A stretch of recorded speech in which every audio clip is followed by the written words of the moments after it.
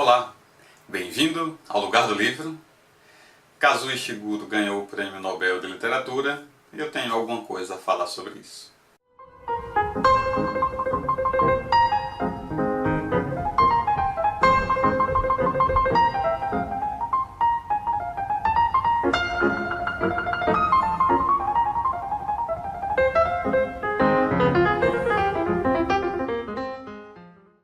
Sei que pode parecer oportunismo dizer que Kazuo Ishiguro é um dos meus escritores favoritos um dia após ele ser premiado com o Nobel de Literatura, mas isso é um fato e eu não tenho por que fugir dele. E eu gostaria de fazer alguns comentários porque ontem, quando meu irmão mandou a mensagem, eu nem tinha prestado atenção que seria anunciado ontem o Nobel de Literatura. E quando meu irmão mandou a imagem logo cedo no grupo que a gente tem, fiquei bastante feliz. Eu realmente fiquei feliz. Poxa, que bom que ele foi reconhecido. Porque eu realmente gosto bastante. Eu li, vou mostrar aqui os livros que eu li dele. E ele tem um dos meus livros favoritos. Ele escreveu um dos meus livros favoritos. E é um daqueles livros que eu realmente poderia dizer: eu gostaria de ter escrito esse livro. Então, Kazuo Ishiguro está com 62 anos, ele nasceu no Japão, mas com 5 anos foi para a Inglaterra, então ele sempre escreveu seus livros em inglês. Ele tem 7 romances publicados, o primeiro de 82, Uma Pálida Visão dos Montes, depois em 86, Um Artista do Mundo Flutuante, em 89, aquele romance que o projetou para o mundo, né? Os Vestígios do Dia, que se tornou um filme premiado, filme aliás que eu nunca vi, com Anthony Hopkins e Emma Thompson. Depois escreveu O Desconsolado, 2000, Quando Éramos Órfãos, 2005, Não Me Abandone Jamais, e 2015, O Gigante Enterrado. De contos ele tem uma pequena coleção com 3 contos publicados em 81, depois Uma Ceia em Família, que eu aliás nem tinha ouvido falar, que é de 1982, e 2009 ele publicou Noturnos, que são 5 contos sobre música e anoitecer. Então, estão aqui os livros que eu tenho do Kazuo Ishiguro. Eu tenho, vamos ver se eu vou pela ordem, Os Vestígios do Dia, que é justamente o livro, não é o último, é o mais, assim, é a edição mais nova que eu tenho, aliás, edição belíssima, né? Assim, esse trabalho gráfico da Companhia das Letras, o Gigante Enterrado mesmo, é muito bonito. Então, com essas cores, as capas assim, bem, muito bonitas. Então, Os Vestígios do Dia, que conta a história de um mordomo, isso na década de 50, em 1956. Ele trabalhou 30 anos para um nobre inglês, pertencente à alta aristocracia. E aí, depois de 30 anos, ele decide tirar uma semana de férias. E aí ele, meio que a desculpa oficial é que eu acho que uma governanta vai sair e ele vai ver se uma mulher que foi governanta da casa alguns anos atrás e saiu para se casar e agora acabou de se separar.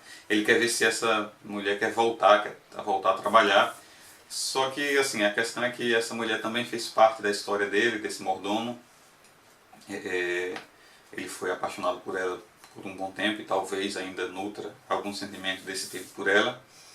E enquanto ele sai, ele pega o carro emprestado do patrão, uma semana de viagem até chegar, alguns dias de viagem até chegar aonde a governanta está. E enquanto isso ele vai lembrando das coisas, vai lembrando dos fatos da sua vida, vai se explicando, apresentando como é o trabalho de um mordomo, quais são as qualidades que se espera de um mordomo. Eu acho que ler esse livro é meio como assistir Downton Abbey. Eu acho engraçado que até as tentativas do mordomo de ser bem-humorado são engessadas. Ele é uma pessoa bem talhada, que foi talhada para a profissão que ele exerceu a vida toda. Então ele é muito formal, ele é muito respeitoso, ele é muito educado, se expressa muito bem, se expressa com muito cuidado, e é um romance com uma narrativa aparentemente nada atraente, ou pouco atraente, mas que conquista pela naturalidade e pela simplicidade, e essas duas coisas são traços marcantes dos outros livros, das outras histórias que eu li do Kazuo Ishiguro. Então, Os Vestígios do Dia eu li no final do ano passado, foi numa época que eu tinha praticamente abandonado o canal, acabei não escrevendo nem fazendo vídeo, e agora se eu fosse tentar, eu não conseguiria assim de memória, porque minha memória é muito ruim. Aliás, os livros todos que eu li de Kazuo Ishiguro falam muito sobre isso, sobre memória, sobre o valor das memórias, sobre como são preciosas as memórias. O próximo livro, esse sim, o último livro que eu comprei do Kazuo Ishiguro, vou ter que adiantá-lo, botar na fila, já que ele ganhou o Nobel agora, como homenagem, eu vou ler esse livro, é um livro mais robusto, O Desconsolado. Eu encontrei lá no Sebinho, em Brasília, em julho agora, então como estava minha fila, está bem grande de livros, eu não estava pretendendo ler tão cedo, eu só quis aproveitar a oportunidade de encontrar um livro de Kazuo Ishiguro no sebo. O que diz aqui no verso, né, que um músico de fama internacional chega a uma pequena cidade do leste europeu. Para ele o que o aguarda é uma apresentação e uma palestra dali a poucos dias, mas quando Gustav, o carregador de malas do hotel, o acompanha a seu quarto, percebe que a sua estada na cidade é vista como um momento crucial para muitas pessoas. Kazuo Ishiguro aborda nesse romance o delicado tema do espectro da infelicidade que parece pairar sobre o homem e o entrave à comunicação que circula as relações amorosas. Então esses dois temas aqui, né, o espectro da infelicidade e o entrave à comunicação que circula as relações amorosas, estão muito presentes aqui, e estão presentes também no outro livro, no outro romance dele, que eu li, sobre o qual vou falar agora. Então eu não sei muito sobre a trama, além do que está escrito aqui, também não quero saber, foi assim que Kazuo Ishiguro me surpreendeu todas as vezes. Próximo romance, esse é um dos meus livros favoritos, eu li a primeira vez aqui em inglês e li no final também do ano passado, ou no começo, eu li no ano passado, eu não lembro exatamente a data, mas em português é Não Me Abandone Jamais. Esse é um livro que eu gostaria de ter escrito, é um livro que, se você disser uma palavra, eu estava relendo a minha resenha e eu entreguei um grande spoiler. O melhor é você ler sem saber nada sobre a trama, simplesmente que ele trata sobre memórias. Cat, uma garota que estudou numa escola especial, uma escola diferente, chamada Heilsham, não sei como pronuncia, mas é uma escola que, assim, que todo mundo que estuda lá ouve o tempo todo, sabe que é uma escola para privilegiados, que as pessoas que passaram por lá são privilegiadas.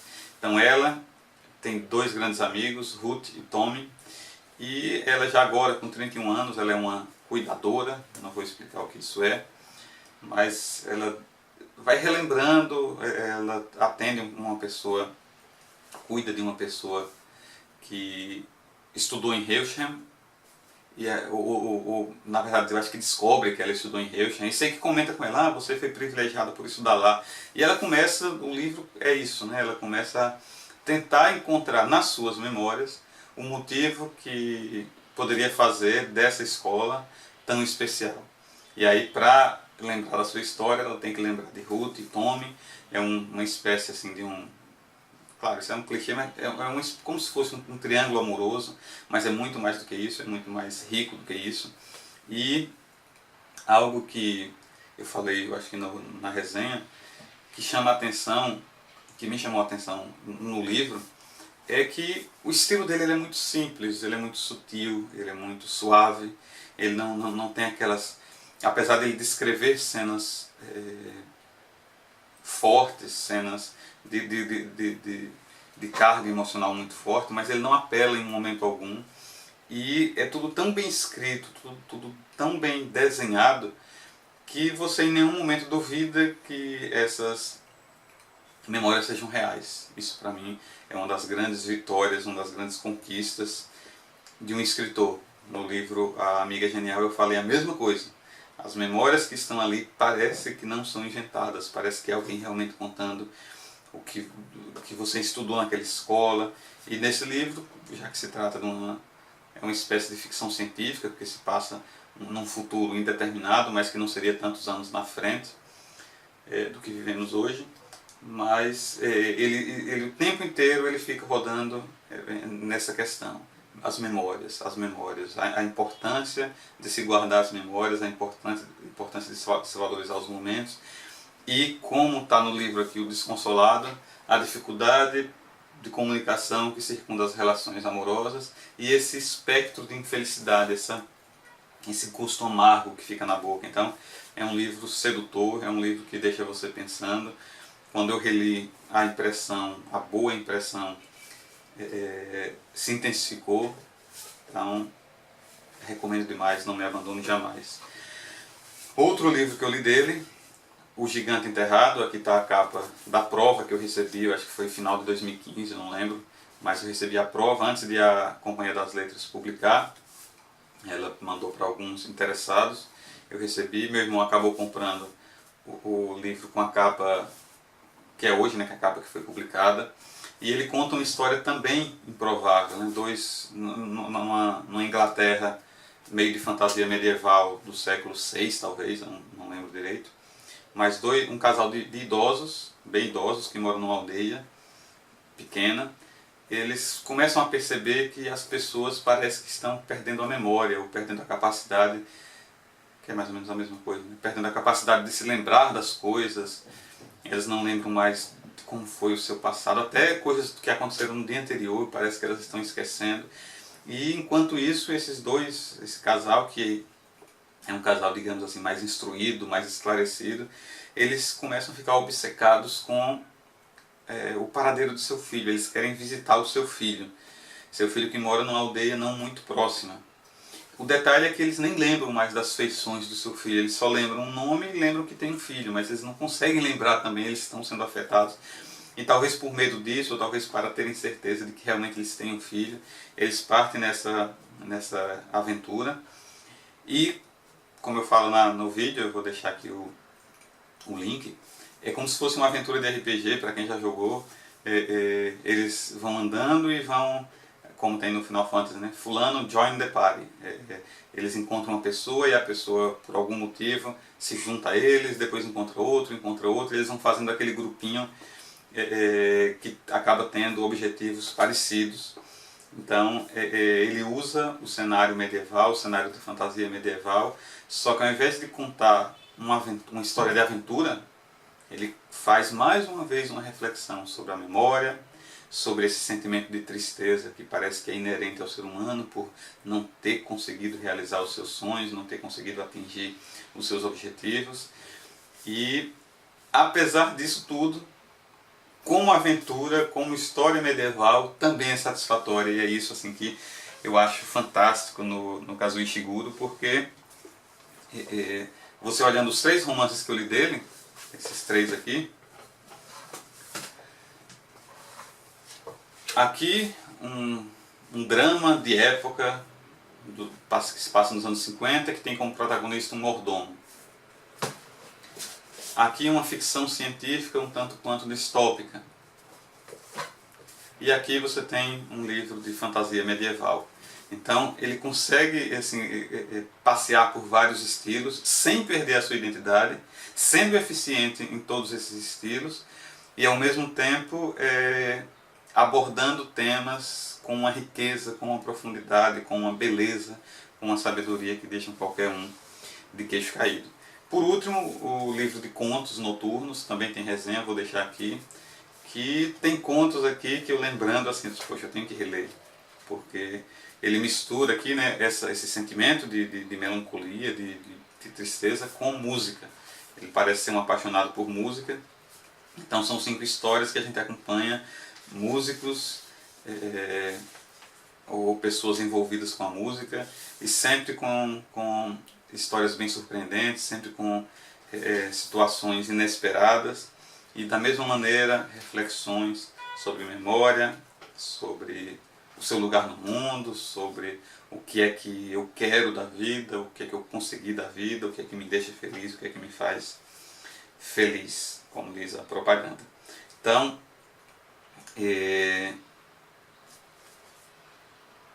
por essas situações, é que Kazuo Ishiguro é um dos meus escritores favoritos.